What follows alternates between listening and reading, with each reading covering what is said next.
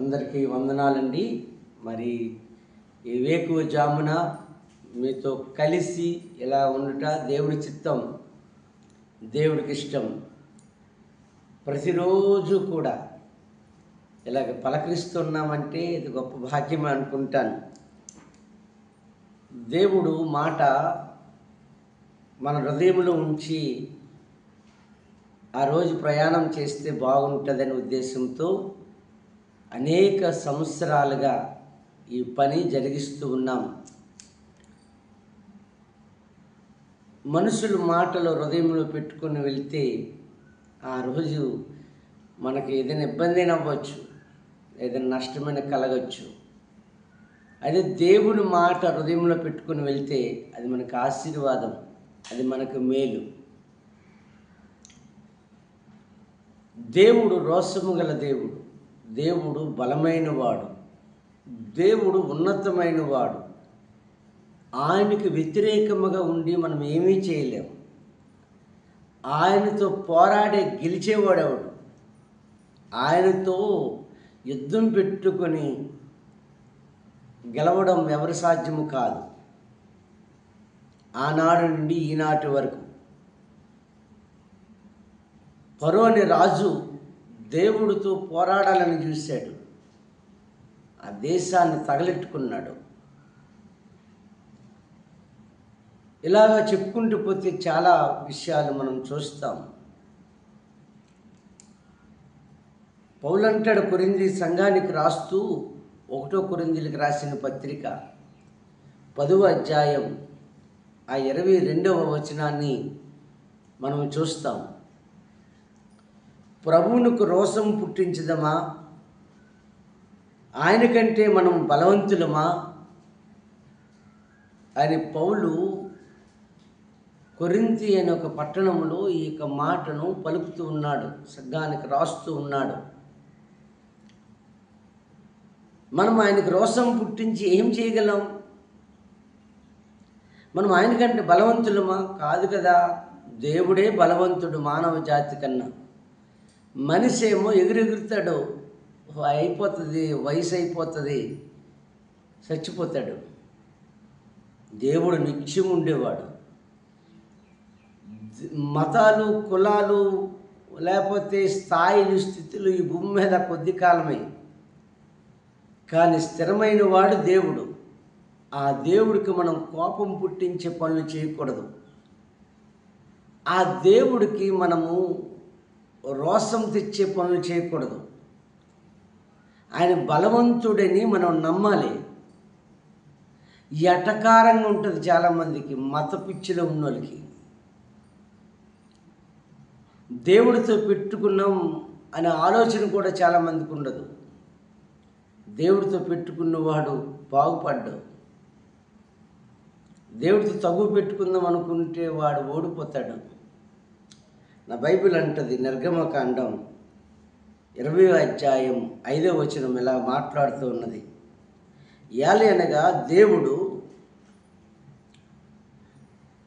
అంటున్న మాట, నేను రోషము గల దేవుడును, నన్ను ద్వేషించే వారి విషయములో 3-4 తరముల వరకు తండ్రుల దోషమును కుమారుల మీదకి రప్పించు అని రాసింది. ఆయన రోషము గల దేవుడని. నేను రోషము గల దేవుడు, నాకు రోషాన్ని పుట్టించకండి, కోపాన్ని తీసుకొచ్చి పనులు చేయకండి. ఏ దేశమైనా, నిన్న ఒక ఆయన ఎవరో ఇంటర్వ్యూ చేస్తూ ఉన్నాడు, మతాల మధ్యలో గొడవలు పెడుతూ ఉన్నాడు. చదువుకున్నాడే, మంచి ఆఫీసరే, రిటైర్ అయిపోయినట్టుంది. సమాజానికి తప్పుడు సమాచారం ఇస్తూ ఉన్నాడు. చదువుకున్నోడు కూడా విజ్ఞానం లేదా అనిపించింది నాకు. దేవుడికి వ్యతిరేకంగా మాట్లాడుతూ ఉన్నాడు. దేవుడిని తప్పుగా ఆలోచన చెప్తూ ఉన్నాడు ప్రజలకి. మతకాలాలు పెట్టాలని చూస్తూ ఉన్నాడు. బాధేసింది నాకు, నా ప్రియమైన స్నేహితులారా. అందుకే యోబు అనే భక్తుడు అంటాడు, ఆయన మహావివేకి, అధిక బల సంపన్నుడు, ఆయనతో పోరాడి తెగించి ఆని నొందనవాడెవడు? దేవుడు మహావివేకి, మహాబలవంతుడు. ఆయనతో పోరాడి బ్రతకగలడా? హాని జరగకుండా ఉంటుందా? ఒకసారి జ్ఞాపకం చేసుకుందాం ప్రియులారా. ఆయన గొప్ప దేవుడని మనం జ్ఞాపకం చేసుకుందాం. నెబుకద్నెజరు అంటాడు దావీదుతో, దానియేలుతో, జ్ఞాన బలములు గలవాడు, యుగములన్నిటిలో దేవుడి నామము స్తుతింపబడునుగా అంటాడు. ఇలా చెప్పుకుంటూ పోతే చాలా విషయాలు. దేవుడు బలమైనవాడు. నువ్వు నమ్ముతావో నమ్మవు ఆ తర్వాత పక్కన పెట్టు. దేవుడు ఊసెత్తకూడదు. మనం దేవుణ్ణి విమర్శించకూడదు, దేవుడిని దూషించకూడదు, దేవుడి మాటలను వక్రీకరించకూడదు, దేవుడి యొక్క ఆలోచనలను పక్కద్రోవ పట్టించకూడదు. దేవుడి ఆలోచనలు నువ్వు పక్కన ద్వారా పట్టిస్తే అది నీకు నష్టముగా మారుతుంది. అది నీ పిల్లలకు అది నష్టముగా మారుతుంది. నువ్వు నమ్మకు అది నీ ఇష్టం. నువ్వు ఆరాధించకు అది నీ ఇష్టం. నువ్వు దేవుడు మందిరానికి వస్తే రా, లేకపోతే అది నీ ఇష్టం. కానీ దేవుడితో మాత్రం యుద్ధం చేయకూడదు, ఓడిపోతాం. అది మన వల్ల కాదు. అది మన యొక్క జీవితంలో ముందుకు వెళ్ళలేము. జ్ఞాపకం చేస్తూ ఉన్నాను. ఆయన మహావివేకి, ఆయన మహాజ్ఞాని, ఆయన బలసంపన్నుడు. ఎంత కీర్తనకారుడు అంటాడు 136వ కీర్తన 5వ మాట, తన జ్ఞానము చేత ఆయన ఆకాశమును కలుగజేశాను అని. ఆయన ఎంత బలవంతుడంటే ఆకాశం అంతటిని ఆయన కలుగజేశాడు, భూమి అంతటిని కలుగజేశాడు, భూమి మీద ఉన్న సమస్తాన్ని కలుగజేశాడు. మనుషులు ఆయన కలుగజేసినాడు, తయారు చేసినాడు. అంతటి బల సంపన్నుడిని, అంతటి గొప్ప దేవుడిని మనము ఆరాధించటం మంచిది. ఆయనతో యుద్ధానికి వెళ్ళటం మంచిది కాదు.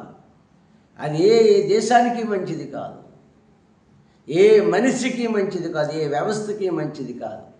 కాసేపు డ్యాన్స్ కట్టొచ్చేమో, యేసు ప్రభుని ఏదో అనేసాము, లేకపోతే దూషించాము, ఏదో అన్నామని. కానీ అది ప్రమాదం. అది ఎవరికైనా అది ప్రమాదం. అందుకే దేవుడితో మనము చాలా జాగ్రత్తగా ఉండాలి.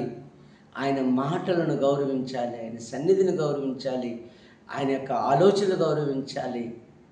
వీలైతే ఆయన చెప్పిన మాటలు వినటానికి ఇష్టపడాలి, వీలైతే ఆయన మాటలను అధ్యయనం చేయటం ఇష్టపడాలి. ఆయనకు లొంగుండటం మంచిది, ఆయనకి దగ్గర తల ఉంచటం మంచిది. దేవుడి దగ్గర తల ఉంచుకుంటే తప్పేమి లేదు కదా. మనుషుల దగ్గర తల ఉంచుకునే కన్నా దేవుడి దగ్గర తల ఉంచుకుంటే అది మనకు ఆశీర్వాదం, అది మనకు దీవెన, అది మనకు మేలు. ఆయన కృప నిరంతరం ఉండును గాక. ఆయన సన్నిధి మనకు తోడుగా వచ్చును గాక. ఆయన మాటలు వింటున్న మీకు శుభము కలుగును గాక. దేవుడికి రోషం పుట్టించొద్దు, దేవుడు కోపం రప్పించొద్దు. అది సమాజానికి మేలు కాదని మరొక్కసారి మనందరికీ దేవుడు తన వాక్కు చేత నేర్పాడు. కాబట్టి ఆయన సన్నిధి చేత ఈ రోజంతా నడుద్దాం. ఆయన కృప నిరంతరం ఉండునుగాక. ఆయన సన్నిధి మాకు ఈ రోజంతా ఉండునుగాక. యేసు నామమున మీకు శుభము కలుగునుగాక. ఆమేన్.